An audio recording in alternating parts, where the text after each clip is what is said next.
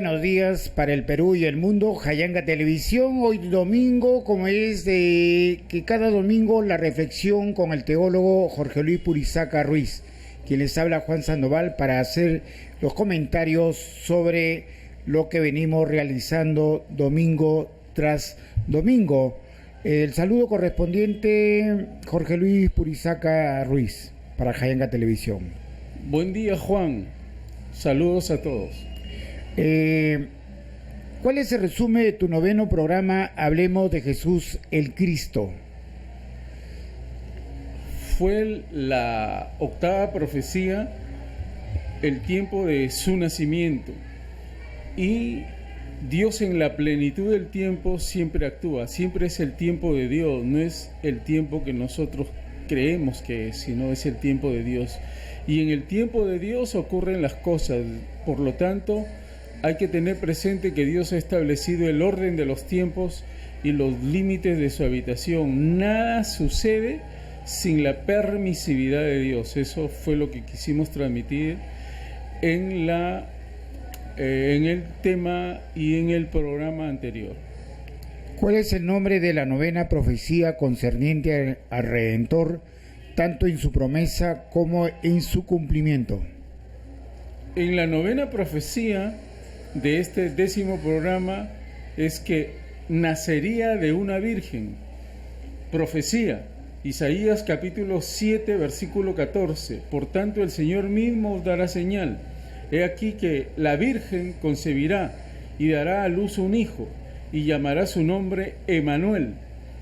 El cumplimiento, Mateo 1:18. El nacimiento de Jesucristo fue así. Estando desposada María, su madre, con José, antes que se juntasen, se halló que había concebido del Espíritu Santo. Ahora, es muy importante mirar Lucas capítulo número 1, versículo del 26 al 35. Voy a tratar de que esto sea rapidito. 26. Al sexto mes, el ángel Gabriel fue enviado por Dios a una ciudad de Galilea llamada Nazaret, a una virgen desposada con un varón que se llamaba José, de la casa de David, y el nombre de la virgen era María. Y entrando el ángel en donde ella estaba, dijo: Salve, muy favorecida, el Señor es contigo, bendita tú entre las mujeres. Mas ella, cuando le vio, se turbó por sus palabras y pensó: ¿qué salutación sería esta? 30. Entonces el ángel le dijo: María, no temas, porque has hallado gracia delante de Dios, y concebirás, y ahora concebirás en tu vientre, y darás a luz un hijo, y llamarás su nombre Jesús. Y este será grande, y será llamado Hijo del Altísimo, y el Señor Dios le dará el trono de David su padre, y reinará sobre la casa de Jacob para siempre, y su reino no tendrá fin. Entonces María dijo al ángel: ¿cómo será esto? Pues no conozco varón. Respondiendo el ángel le dijo: el Espíritu Santo vendrá sobre ti, y el poder del Altísimo te cubrirá con su sombra, por lo cual el santo ser que nacerá será llamado Hijo de Dios. ¿Cuáles son las palabras más importantes de esta novena profecía? Bueno, vamos a decirlo rápidamente. Yo he señalado acá 4 palabras: señal, virgen, desposada y concebido del Espíritu Santo.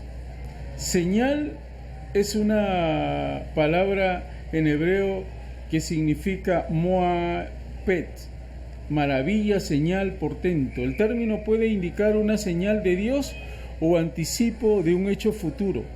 En este caso, las dos cosas. Con respecto a Mateo capítulo 1, versículo 23, se trata de una cita de Isaías 7:14, la que acabamos de leer, que traduce la palabra hebrea alma como partenos, o sea, virgen. La segunda palabra es virgen o doncella. Almat, virgen, doncella. Almat puede significar virgen, así que almat se usaba más con el sentido de virgen que de doncella. aunque siempre con referencia a una mujer que no ha concebido hijos. Esto hace que Alma sea ideal para lo que quiere comunicar Isaías 7:14. La elección de la palabra Alma fue deliberada.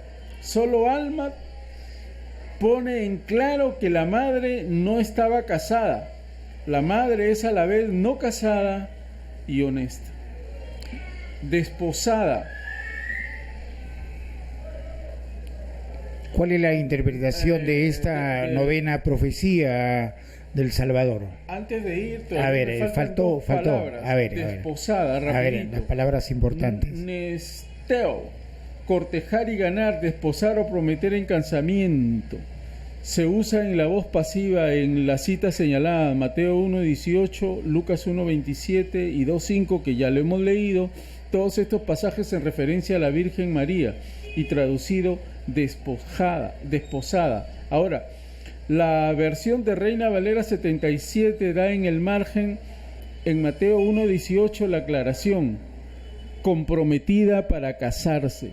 Eso era una desposada. Y por último, concebido del Espíritu Santo. En Gálatas capítulo 4, versículo 4, la frase nacido de mujer concuerda con la verdadera humanidad del Señor Jesús. Es a esto que dan testimonio en las palabras usadas.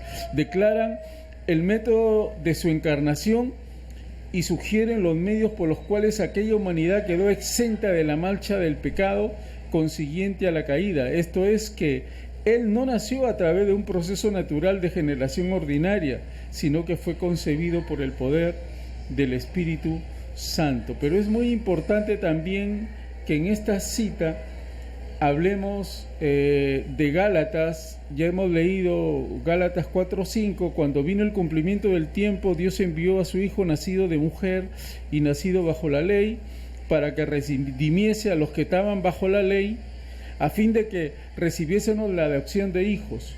Y por cuanto sois hijos, Dios envió a vuestros corazones el Espíritu de su Hijo, el cual clama, Abba Padre. Así que ya no eres esclavo, sino hijo. Y si hijo, también heredero de Dios por medio de Cristo. Aquí está mostrándonos la figura de por qué vino Cristo. Cristo vino para cumplir la ley y para que nosotros pudiéramos ser adoptados como hijos de Dios.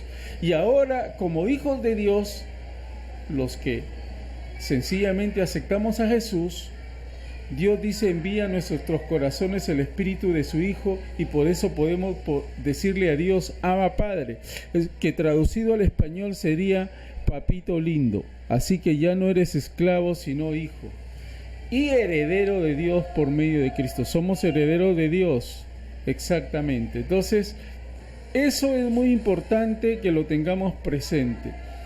Ahora, eso está bien claro. Lo que está diciendo Gálatas capítulo 4, versículo 4, es de que, y la explicación que estamos dando acá, es de que todo había sido por el poder del Espíritu Santo. Así como José es el padre, María es la madre, pero podemos decir con toda seguridad que los dos son padres adoptivos. ¿Por qué? Por una simple y sencilla razón, ¿no? No hay nada nuevo bajo el sol, dice la Escritura. Y entonces la ciencia ya nos ha demostrado que una mujer puede concebir a una persona desde el embrión. Se le pone el embrión en el vientre de una mujer y se desarrolla ahí una vida. Y entonces Dios ha permitido que eso se sepa, para que nosotros entendamos que lo que vino y le puso el Espíritu Santo no fue un semen al ovario de María, ¿no? No. Lo que vino a hacer el Espíritu Santo es vino y trajo el embrión del Señor Jesucristo. Y ese embrión se desarrolló en el vientre de María. Ahora usted me dirá, pero estás hablando locuras. No. Siempre la Escritura habla de cosas muy claras. Por ejemplo, la cita de Isaías 7:14 está referida se cumple dos veces. Se cumple en la vida de Isaías con su mujer, pero también se cumple con el Señor Jesucristo en la persona de la Virgen María. Al mismo tiempo, en Salmos, capítulo 139, versículo 16, está hablando el salmista: mi embrión vieron tus ojos, y en tu libro estaban escritas todas aquellas cosas que fueron luego formadas, sin faltar una de ellas. ¿De quién está hablando ahí? Está hablando también del Señor Jesucristo. Ese embrión que trajo el Espíritu Santo y se lo puso en el vientre de María. Eso fue lo que sucedió. María no le transmitió su humanidad. ¿Por qué? Porque todos los seres humanos tenemos problemas de naturaleza, y también María tenía problemas de naturaleza. No es que, como dicen algunos, no, fue sin pecado concebida. ¿De dónde podría ser sin pecado concebida si toda su genealogía estaba manchada por el pecado? Toda su genealogía. Podemos mencionar a Judá, por ejemplo. Podemos mencionar al propio David, ¿no? ¿Y quién es el hijo de David? Salomón. ¿En qué mujer? En Betsabé. ¿Y quién era Betsabé? La mujer con la cual David había adulterado, porque Betsabé fue fue esposa de este hombre que David mandó a matar para que no se supiera su pecado. Y luego vino el profeta y lo confrontó, ¿no? Entonces, no podemos decir, o sea, la ignorancia hace decir que María es sin pecado concebida. Estamos locos, pues, porque si María fuera sin pecado concebida, entonces ya no había necesidad de que viniera el Cristo, porque ya había una persona que no tenía pecado, y esa persona no hubiese podido, ¿qué cosa? Redimir. O sea, María debió ir entonces a la cruz y redimirnos de los pecados. Entonces estamos hablando mal.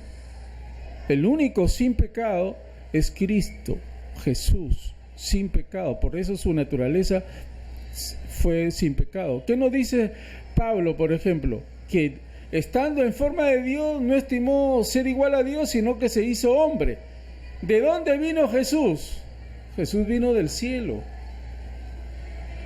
1 Corintios capítulo 15, arriba de los versículos 35 y 36, dice: Adán vino de la tierra. ¿De dónde lo sacó Dios a Adán? ¿Qué dice? Dice que Dios formó a Adán del polvo de la tierra, ¿no? Dice, le dio forma y sopló en su nariz aliento de vida, y fue el hombre un ser viviente. Adán fue de la tierra, pero Jesús vino del cielo. Y cuando lo confrontan a Jesús los judíos y le dicen: pero tú dices que has visto a Dios. Sí, porque yo he venido del cielo. Ah, sí, pues, Jesús vino del cielo, vino de arriba. ¿Se da cuenta? ¿Y cómo vino? Como un embrión. ¿Y a dónde se le puso? En el vientre de María. Y por si acaso no he leído a nadie, yo solamente estoy sacando conclusiones de la realidad y de las Sagradas Escrituras. Nadie me lo enseñó esto. De repente puedo estar en abierta contradicción con toda la religión oficial.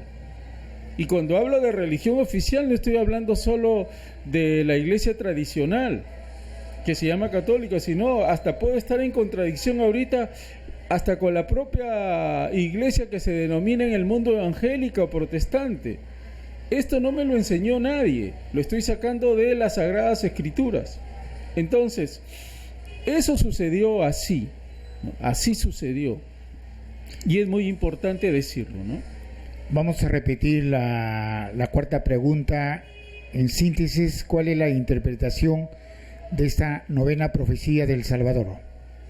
Dios había prometido en Génesis 3:15 que la mujer, ¿no?, iba a golpear en la cabeza al enemigo. Entonces ahora ya Dios está dándole forma a esa promesa. Menos de 1000 años, unos 700 años, le está diciendo a Isaías: por si acaso esa mujer que le va a doblar la cabeza es una virgen. ¿Y cuál es la señal? Dice el Señor: una virgen va a concebir a luz un niño. ¿no? Y ese niño es Dios con nosotros, por eso es que le llama Emanuel, Dios entre nosotros. O sea, el que está viniendo es Dios, Dios haciéndose hombre. Ese es el que está viniendo, Dios con nosotros. Entonces, Dios con nosotros, ¿qué es lo que está haciendo? ¿Cuál es la interpretación? Dios en el tiempo exacto, en su tiempo, nos está diciéndonos que la Virgen va a concebir a Dios con nosotros. ¿Cómo va a ser eso? Obra del Espíritu Santo, ¿no? Luego lo va a decir lo está diciendo exactamente en el cumplimiento que vendría a ser lo que está diciendo la Escritura ahí en Mateo capítulo 1 versículo 18. Se halló que había concebido del Espíritu Santo. ¿Hay alguna aplicación de las citas referenciadas en esta novena profecía de la primera venida de Jesús el Cristo? Claro que hay una aplicación. La aplicación es que sencillamente Dios usa los detalles más extraordinarios.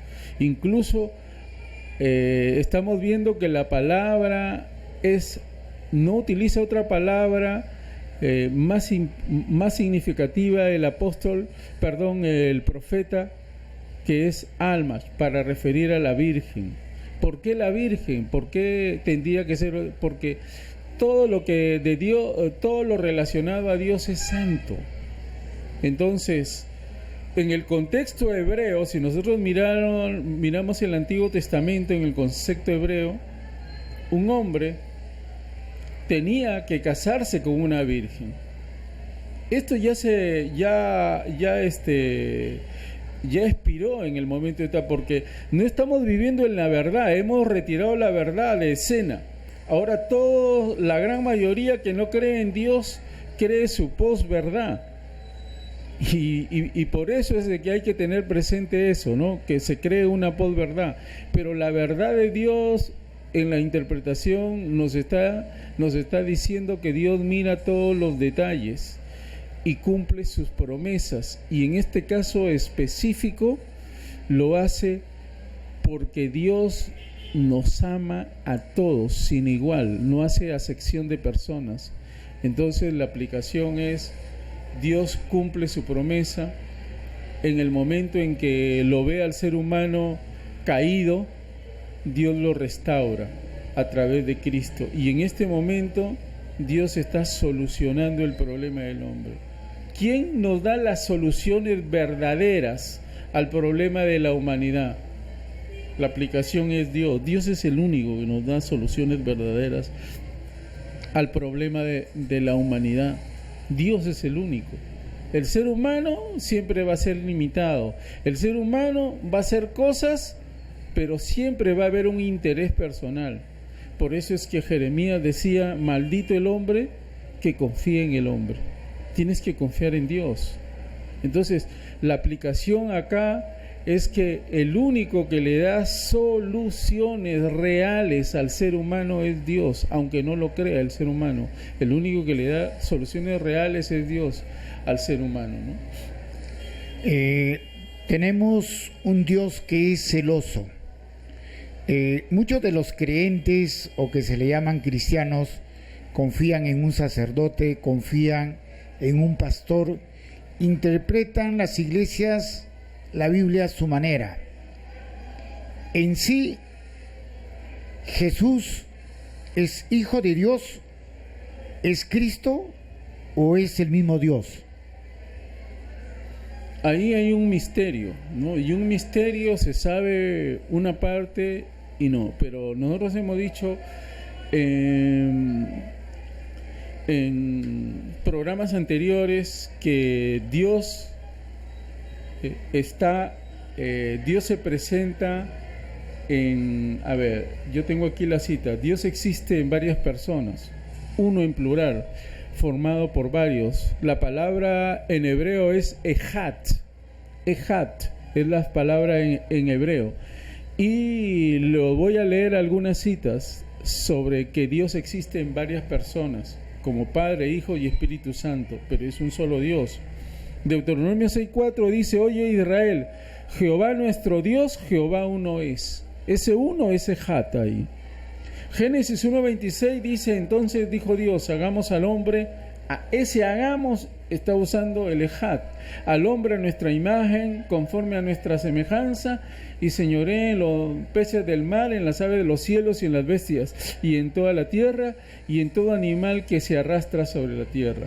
Génesis 11:5 dice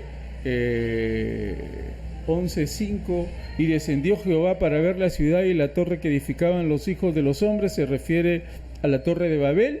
Y dijo Jehová: he aquí el pueblo es uno, Ejat, y todos tienen un solo lenguaje, y han comenzado la obra, y nada les hará desistir ahora de los que ha pensado hacer. Ahora pues descendamos, Ejat, y confundamos allí su lengua, para que ninguno entienda el habla de su compañero. Así los esparció Jehová desde allí sobre la faz de la tierra, y dejaron de edificar la ciudad. Y Isaías 6:8 dice: después oí la voz del Señor que decía: ¿a quién enviaré? ¿Quién irá por nosotros? Está hablando Dios, en plural, Ejat. Entonces respondió: yo, heme aquí, envíame a mí. Le dice él. ¿Quién le dice ahí? Pero tú has tocado otra cosa, ¿no es cierto? Ya, con eso te estoy demostrando que Dios se manifiesta como Padre, Hijo y Espíritu Santo. Segundo, habla de que Dios es celoso, sí. Y tercero, lo de la Virgen María. Volviendo a la Virgen María en la iglesia verdadera, o sea, en la iglesia pristina, en la iglesia que Dios ha formado desde antes de la fundación del mundo, jamás se le vio como Madre de Dios, jamás se le vio como corredentora, jamás se le vio sencillamente como a la que hay que orarle para que luego le transmita las oraciones a Cristo y Cristo al Padre. No, eso no se enseñó nunca. ¿Sabes cuándo se enseña eso? A partir del siglo XVI, cuando se da la Reforma. Ahora, se utiliza la figura de la mamá para prácticamente manipular en América Latina. Pero ¿de dónde viene esa idea? Esa idea viene de los pueblos paganos, por si acaso. Te voy a leer unas citas y que te vas a quedar estupefacto. ¿De dónde viene eso? De los pueblos paganos. Jeremías 7:18 dice: los hijos recogen la leña, los padres encienden el fuego y las mujeres amasan la masa para hacer tortas, escucha bien, a la reina del cielo. ¿Te das cuenta? O sea, eso es lo que algunos le han puesto a María, que es la reina del cielo, pero no, esa es una figura antigua de los pueblos paganos, antes que incluso naciera María, y para hacer ofrendas a dioses ajenos, para provocarme a ira, dice el Señor. Mira, y luego en Jeremías capítulo 44, versículo 17 dice: sino que ciertamente pondremos por obra toda palabra que ha salido de nuestra boca, para ofrecer incienso a la reina del cielo nuevamente, derramándole libaciones como hemos hecho nosotros, nuestros padres, nuestros reyes, nuestros príncipes, en las ciudades de Judá. O sea, hasta Israel se contaminó con la idolatría, y en las plazas de Jerusalén, y tuvimos abundancia de pan, y estuvimos alegres, y no vimos mal alguno. Se parece a lo que muchos me dicen: no, pero si no le hacemos la fiesta a la Virgen o a la cruz, o sea, no comemos. Lo que está diciendo Israel, miren, en pecado, más desde que dejamos de ofrecer incienso a la reina del cielo, ahí está lo que estoy diciendo, y de derramarle libaciones, nos falta todo, y a espada y hambre somos consumidos. Y cuando ofrecimos incienso a la reina del cielo y le derramamos libaciones, miren las aberraciones que están diciendo los israelitas. ¿Acaso le hicimos nosotros tortas para tributarle culto y le derramaremos libaciones sin consentimiento de nuestros maridos? Dicen las mujeres.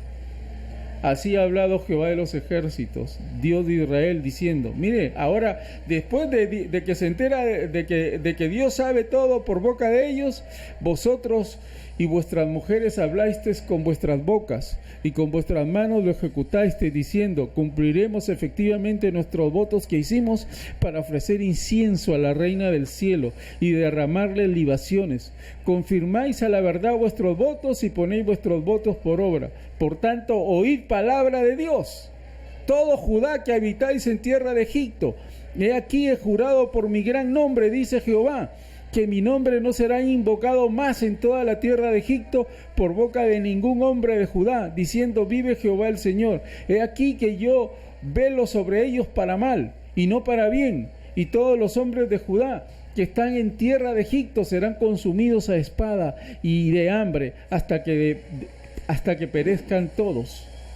¿Te das cuenta? Dios condenando porque es un Dios celoso. Ahora, me preguntarás, ¿quién es esta reina del cielo? Me preguntarás tú. Muy bien. La reina del cielo era el título que se le daba a la diosa madre, entre comillas, muy venerada en el mundo antiguo. Ya ves, es una idea antigua. No es que, y ahora ha agarrado esta figura y con herejía están diciendo que la bienaventurada María es la diosa madre. ¿Cómo van a decir tremendas tonterías? Ahora, muy venerada en el mundo antiguo, con fuente de la vida en Mesopotamia recibía el nombre de Istar y era identificada con el planeta Venus. En Canaán la llamaban Astarot. La mención de los hijos, los padres y las mujeres da a entender de que se trataba de un culto familiar. Jueces 2:13, y dejaron a Jehová y adoraron a Baal y a Astarot. O sea, ¿cómo puede ser posible tanta ignorancia que María, que es una bienaventurada, que es bendita, la pongan a la altura de Astarot? Ya, esa es la ignorancia, esa es la ignorancia. Están poniendo a María como si fuera Astarot. Y cuando algunos dicen, no creen en María, sí, yo creo en María como bienaventurada, pero no creo en María que sea Astarot. Ese es lo que yo denuncio en este día, la ignorancia que está llevando a nuestros pueblos a la oscuridad. ¿Por qué? Porque se están rebelando contra Dios. Dios no tiene ninguna diosa en los cielos. Dios no comparte con nadie su gloria. Y porque María cuando, y acabamos de leerlo, es en Lucas, cuando Gabriel le da la noticia, ella se turba y dice, he aquí la sierva del Señor, que el Señor haga su voluntad con ella. Entonces, ¿cómo es que nosotros la vamos a elevar a la categoría de Astarot? Un ídolo del paganismo antiguo. ¿Cómo? Eso Dios les va a tomar en cuenta a mucha gente. Yo una vez conversando con un hermano, con un familiar que tengo, yo le decía, por si acaso, María, cuando la vean ustedes, María les va a decir, ¿y quién les dijo que yo era Astarot? ¿Y quién les dijo que yo era la reina del cielo? ¿Y quién les dijo que yo era la madre de Dios? ¿Quién les dijo eso? ¿Quién lo enseñó? Eso Dios lo va a juzgar un día y viene juicio sobre esos que están enseñando mal y que están sencillamente llevando al pueblo a la oscuridad. Cuidado, que Dios no lo va a pasar por alto. Si no se lo pasó por alto a Israel en Egipto, no se lo va a pasar por alto a nadie en el mundo que esté sencillamente manchando el nombre de María y está al mismo tiempo tomando el nombre de Dios en vano. Cuidado, hay un mandamiento que dice, no tomarás el nombre de Dios en vano, porque Dios no dará por inocente al que tomare su nombre en vano. Entonces, sí, es verdad, Dios es un Dios muy celoso. Y entonces hay que hablar con la verdad. Y entonces, ahora la iglesia, ¿qué es lo que tiene que hacer? Someterse al nuevo pacto. Como decía y hablaba contigo. ¿Y para qué estuvo la ley? La ley como un sistema de justicia, para mostrarnos que nosotros éramos incapaces de cumplirla. Vino Jesús, la cumplió, lo acabamos de leer en Gálatas. Vino Jesús, la cumplió. ¿Para qué? para que los que creamos en Él pasemos a ser adoptados hijos de Dios. Y un hijo de Dios, por si acaso, tiene herencia, y tiene herencia eterna, porque ahora ya somos hijos de Dios y somos herederos. Entonces, ¿quién es el hijo de Dios? El que ha recibido a Jesús en su corazón y ha sido transformado por el poder del Espíritu Santo y tiene una nueva naturaleza. Ese es un hijo de Dios. Amén.